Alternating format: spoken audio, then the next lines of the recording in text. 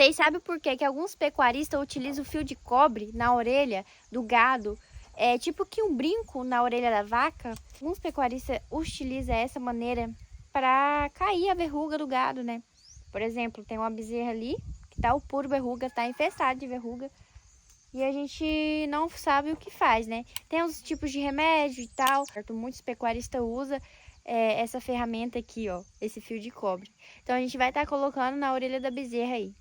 Antes de colocar o fio de cobre na orelha dela, deu um trabalhão para prender ela, mas aí a gente foi e conseguiu prender. Olha como ela tava feia de verruga. Na verdade, tá feia de verruga. As verrugas não caíram ainda. Deu até bicheira para vocês terem noção. Aí fizemos o furinho na orelha dela, bem pequenininho, e coloquemos o fio de cobre igual um brinco.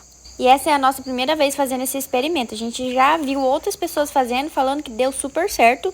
Então, se der certo, eu venho aqui falar pra vocês. Se não der, também eu falo pra vocês também do mesmo jeito, viu? Fiquem aí com as expectativas, viu? Ô, trem.